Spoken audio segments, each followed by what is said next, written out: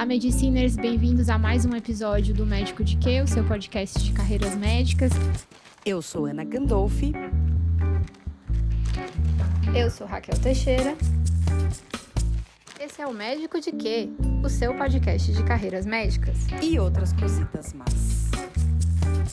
E hoje a gente tá aqui com um episódio especial para finalizar essa primeira temporada.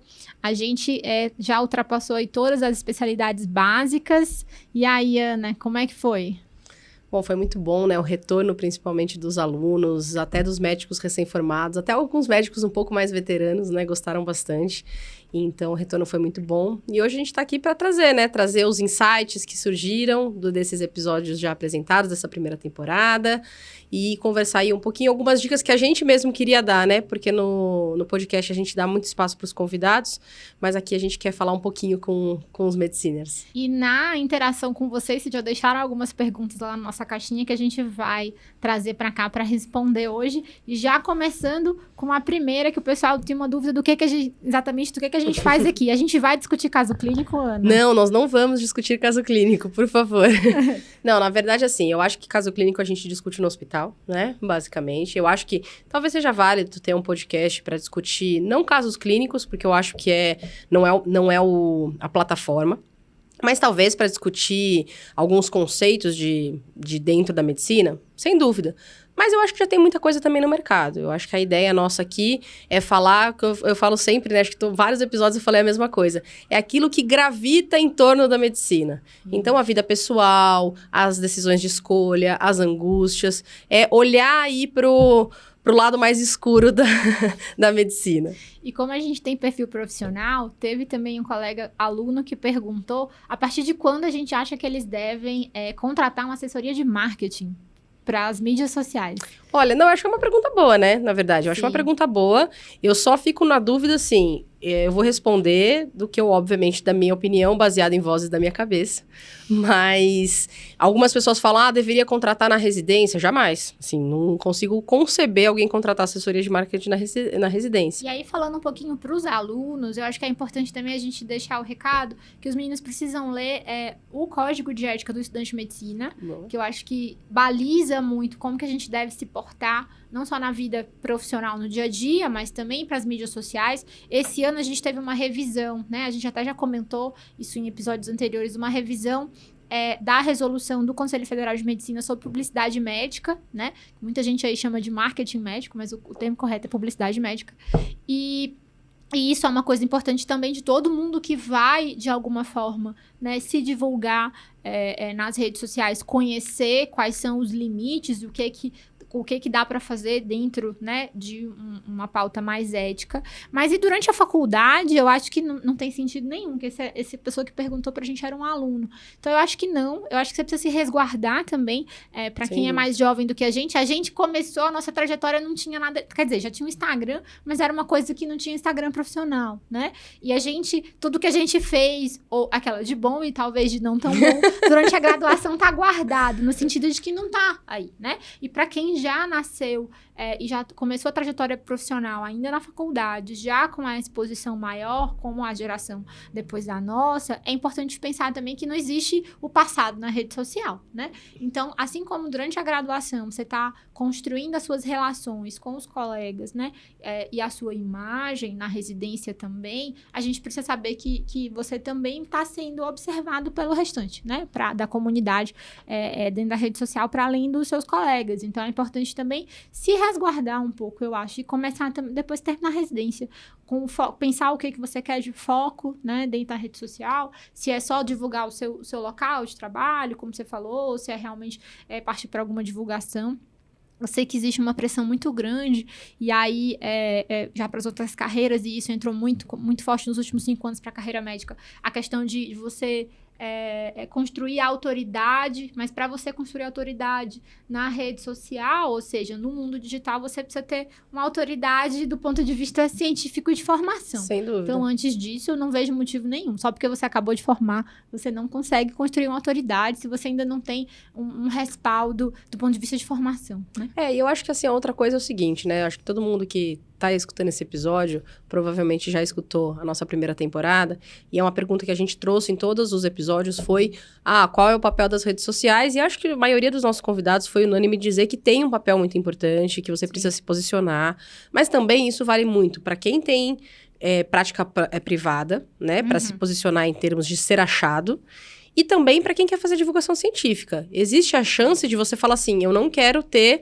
a minha imagem vinculada, por exemplo, eu falando vídeos. Eu posso me juntar num grupo, né? A gente sabe que tem perfis aí que as pessoas não são elas, não é a persona dela que tá ali. É um grupo. Então, tem perfis, tem até podcasts que você vê que a pessoa fica um pouquinho mais apagada por escolha, né? A pessoa realmente não se mostra, mas ela se junta com alguns colegas para divulgar a ciência ou para falar de carreira médica, mas não na pessoa dela. Então, acho que até para decidir isso, você precisa de um tempo aí de terreno, né? Um pouquinho de maturidade. Exatamente. Né? E aí, nessa tônica, a gente queria também trazer aí, para quem tá perdido, eu sigo quem, né? A gente queria trazer umas sugestões de pessoas legais que a gente conhece o trabalho para indicar para vocês verem. Eu vou começar falando do Silvio, então, @SilvioPóvoa_Júnior. O Silvio é um colega cardiologista, tem um trabalho super legal, ele é médico do esporte, e ele tem uma interação muito direta com os seguidores dele, é uma coisa super simples, no Instagram dele não tem grande, você vê que não precisa, né, de uma grande pompa, mas é um perfil legal. Sugere alguém aí, Ana? Bom, acho que eu queria sugerir o Casal Infecto, né? A Tassiana, que é do Casal Infecto. Eles também realmente assumiram essa bronca, digamos assim. A gente pode dar spoiler? A gente pode dar spoiler da próxima temporada? Não então, pode dar spoiler, então, Raquel. Mas acho que, assim, eles se posicionaram, né, bastante, não só na pandemia, eu falo da pandemia por fato de eles serem infectologistas, mas eles têm muito essa postura de divulgação de ciência. Então, é uma informação de qualidade que você vai ver lá, e é nesse sentido, tá? A gente não tá falando aqui pra vocês, tem que seguir esse perfil, não. Mas se vocês quiserem seguir perfis que são sérios, que realmente divulgam a ciência de uma maneira clara também, né? Porque tem isso, tem pessoas que, vou divulgar a ciência, e fica super prolixo, super difícil de entender. E realmente eu acho que eles têm uma abordagem super boa. Então fica a dica. O que mais? E aí uma terceira dica que eu dou é o @MedicineMe, que é uma dupla, eles são primos, dois colegas, né? Um deles é o Matheus Eugênio, que é psiquiatra, terminando psiquiatria agora. E eles têm um perfil para um médico generalista, assim, tem muito... É um perfil leve, de divulgação, os alunos vão gostar bastante, para quem é generalista também. Então fica aí a sugestão. E esse é como a gente falou, não é exatamente a cara dos meninos, é uma coisa onde a pessoa física, vamos dizer assim, fica um pouco mais atrás. E é um jeito interessante também de divulgar a boa ciência. Até para também não ficar a impressão que assim, eu, por exemplo, sou uma pessoa tímida, que não gosto de câmera, não gosto de ter minha vida divulgada na rede social, eu sou obrigada a fazer isso agora, né? Porque senão fica... Aí eu entrei na medicina enganado. Fica aquela coisa assim, entrei na medicina achando que eu não ia precisar me expor, né, em vídeo, e agora eu vou ter que fazer isso. Não é que você tem que fazer isso.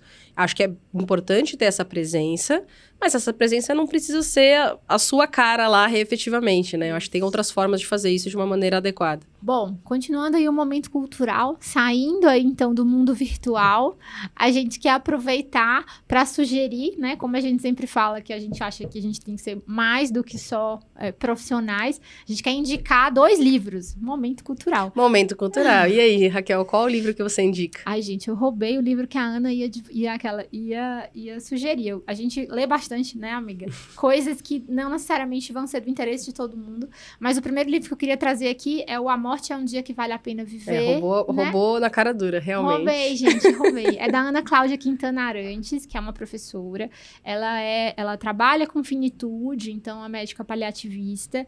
E que tem um livro super interessante com histórias, né, diferentes sobre a questão da morte. Então, eu acho que é um preparo que a gente tem que se fazer enquanto médico para compreender qual que é o nosso papel na transição mesmo, né, da vida e na finitude dos nossos pacientes, para que a gente consiga levar isso de uma forma mais leve e, consequentemente, os pacientes também. Então, é um livro super bonito, eu indico, é uma leitura fácil, uma leitura vamos dizer assim, de iniciação, para quem está mesmo na graduação, e para quem está na residência é obrigatório, gente, para qualquer especialidade. E eu vou aproveitar que você falou isso, antes de indicar o meu livro, eu vou contar uma anedota sobre esse livro.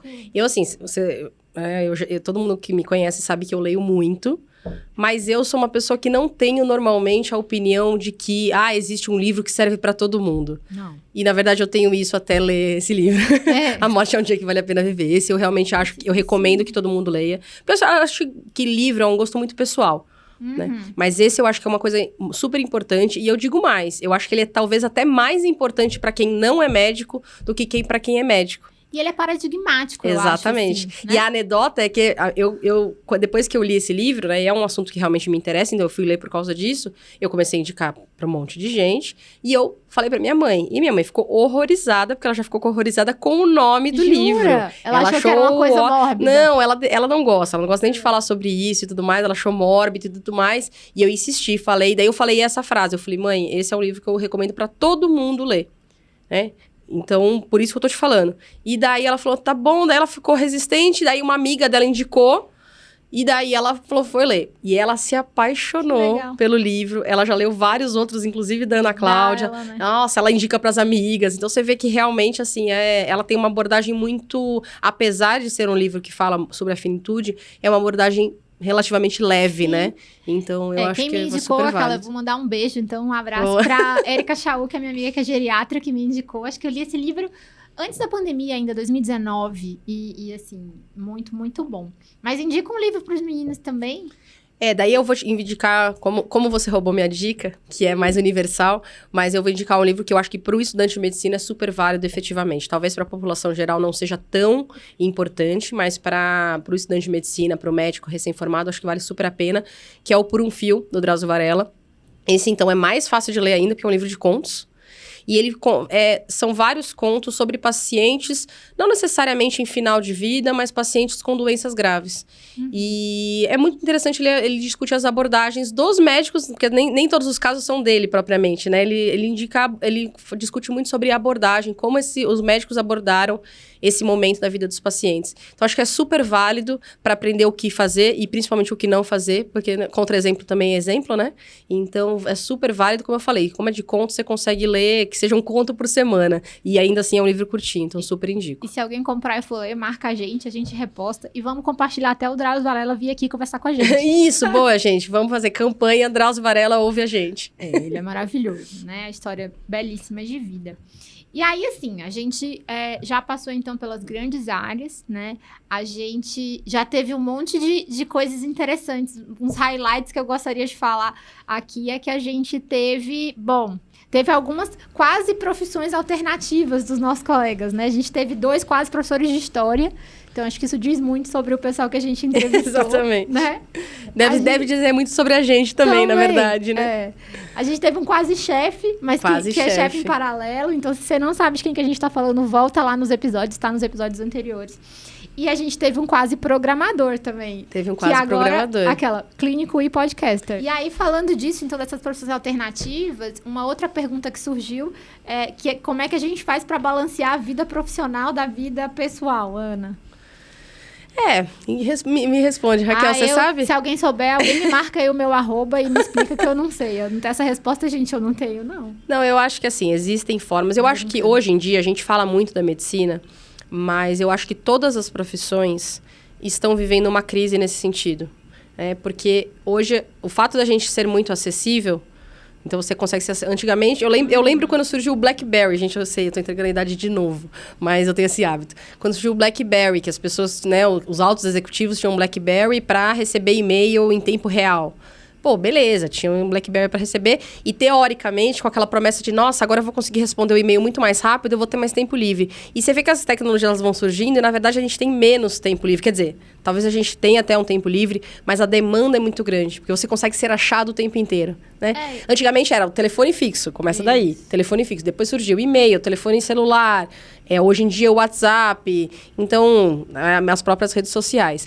Então, eu acho que todas as profissões estão vivendo essa crise de, em algum momento, em que momento que eu desligo. E eu acho que talvez os nossos highlights que você falou sejam a dica. Os hobbies, porque aquela coisa que para você era um hobby, mas ou era realmente algo que você gostava muito, que você até considerou fazer antes de escolher a sua profissão, talvez seja o que você vai escolher para fazer de hobby. E isso serve até para todo mundo. Eu acho que tudo que você gostava de fazer antes de você fazer sua profissão, antes de você fazer sua faculdade, antes de você fazer sua formação, e que você acabou deixando para trás porque não era o seu principal foco, você pode retomar de uma maneira alternativa como algo de uma estratégia para lidar com a saúde mental mesmo. E faz sentido. Para mim foi a leitura, né? Eu era uma leitora voraz, assim, na adolescência. Entrei na faculdade, isso ficou mais de lado, assim, tinha muitas atividades em paralelo. E aí eu retomei exatamente no começo, logo antes da pandemia, entrei no clube de leitura. A gente tá no 4º ano já do clube. Caramba. E a gente lê um livro por mês. Nem sempre eu consigo, né, gente? Assim, então não se assustem, assim. Nem sempre eu consigo, mas a gente tem um grupo super legal. E aí a gente lê. E eu leio coisas totalmente fora da minha zona de conforto, assim. Né? Então, acho que essa encontre uma coisa que você gosta de fazer em paralelo e que, de alguma forma, tenha uma barreira com a sua vida profissional. Porque o que a gente teve muito é que se perdeu, aumentou muito a interface entre o trabalho e a vida pessoal. Exatamente. Então, de alguma forma, você conseguir se distanciar, acho que é importante. Eu, na verdade, não vou falar meus hobbies, porque eu tenho mais hobby que roupa. Amiga, conta os hobbies pra... O povo quer saber. Você tá até meia-noite, é dia ainda. Não, amiga, conta então que você faz não, na crochê. Verdade, não, assim, não é crochê, é tricô. Eu faço os dois. Na verdade, assim, eu vou resumir em 2 grandes áreas, tá? Pra ficar mais claro. Eu gosto muito de trabalhos manuais. Eu acho que até isso foi o que me levou pra cirurgia. Eu gosto muito de trabalhos manuais, então eu faço crochê, tricô, costura... tudo. É macramê, faço todos esses. Claro que tem épocas que eu faço mais tem épocas que eu faço mais outros, mas eu faço todos. E música. Então, eu tô agora aprendendo violão. Spoiler, aprendendo violão. Mas eu tenho uma banda, inclusive. Sim, a Ana tem uma banda. E, então, assim, eu acho que são os 2 hobbies que eu mais faço. Então, ou os trabalhos manuais. E, assim, só para dar um panorama, claro que não é que eu tô dando exemplo, precisa fazer isso. Mas, para mim, o que funciona eu faço um pouquinho de cada um deles, né, um pouquinho de, pelo menos, os trabalhos manuais ou a música, todos os dias. Claro, existem os dias que, eu fiquei operando até 2 da manhã, nesse dia, efetivamente, eu não vou. Eu chego em casa e vou dormir. Às vezes eu faço também, porque eu preciso relaxar antes de dormir. Mas não é o mais usual. O mais usual é que eu efetivamente vai dormir. Mas eu faço um pouquinho todos os dias. Eu acho que a qualidade do sono, por exemplo, é melhor. E daí, aproveitando, né, o meu neuro-SP, eu preciso falar disso. Lembrar que, tudo bem, o seu hobby, por exemplo, pode ser, eu gosto de assistir filme, tá? Mas o fato de você ficar em tela é prejudicial para a qualidade do seu sono. Então, se você puder ter um hobby alternativo para fazer realmente antes do sono, fica a dica. E a gente vai dar algum spoiler da próxima temporada? Para quem tá assistindo e ouvindo a gente?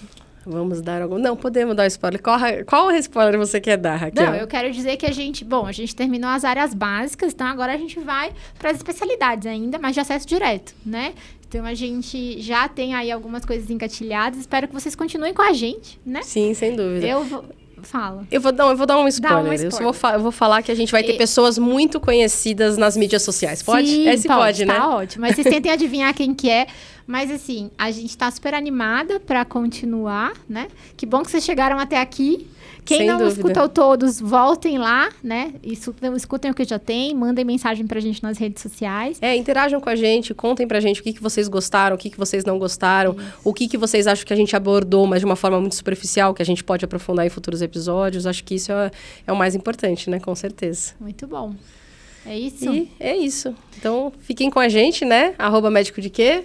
Eu tô nas redes sociais como @endocrinofeelings. E eu tô como DRA doutora Ana Gandolfi. E aí, assim, sigam a gente também no Spotify e no YouTube, né? Curtam a gente lá no YouTube, deixa 5 estrelas lá no Spotify se vocês gostaram. Se vocês não gostaram, indica pra alguém que vocês não gostam. Isso, exatamente. E se vocês gostarem, indique pros amigos. Se vocês não gostarem, indique para os inimigos, né? É a máxima. A gente volta já já. Obrigada por quem ficou até aqui e até a próxima.